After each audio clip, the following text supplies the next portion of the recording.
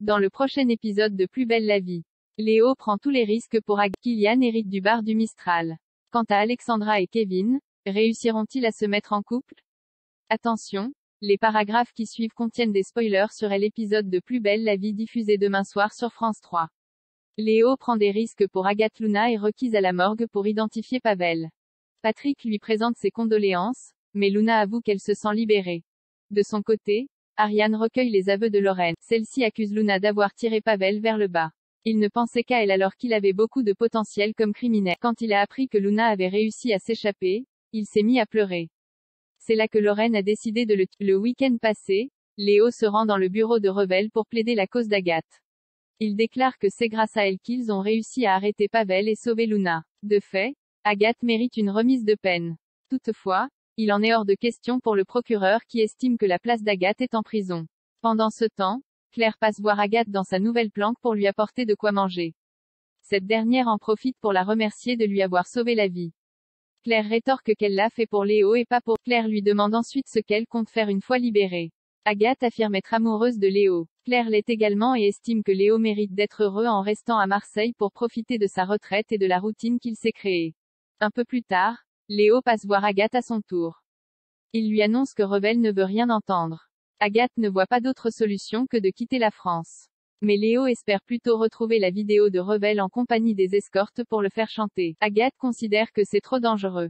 En effet, la villa de Pavel est sous-scellée et si Léo se fait prendre, il risque d'aller en prison. Mais l'ancien policier est prêt à tout. Il se rend donc à la villa, mais quand il s'apprête à entrer à l'intérieur, il se fait arrêter.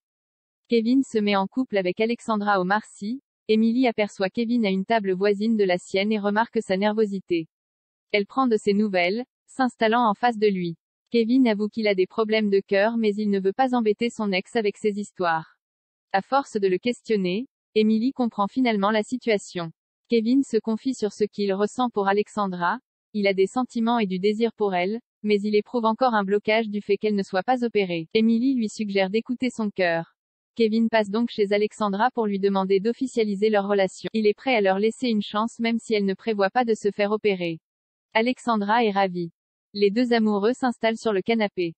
Alors qu'ils sont en train de s'embrasser, Kevin avoue qu'il a peur d'aller plus loin. Alexandra se montre compréhensive. Elle est d'accord pour prendre le temps qu'il faudra. Kylian hérite du bar du Mistral. Kylian retrouve son cadeau d'anniversaire offert par Roland, qu'il n'avait pas eu le courage d'ouvrir.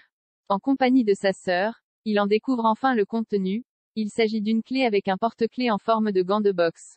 Un mot de Roland accompagne le cadeau. En le lisant, Kylian comprend ce qu'ouvre la clé.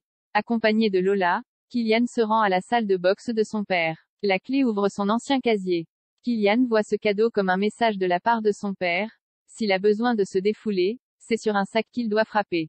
Kylian et Lola apprennent alors que Roland a acheté ce porte-clés juste après un rendez-vous avec sa notaire. Les jumeaux informent leur frère de la situation. François prend donc rendez-vous avec la notaire en quête. D'après elle, Roland a fait un testament en rentrant de son voyage aux États-Unis. François est certain que l'héritage sera équitable.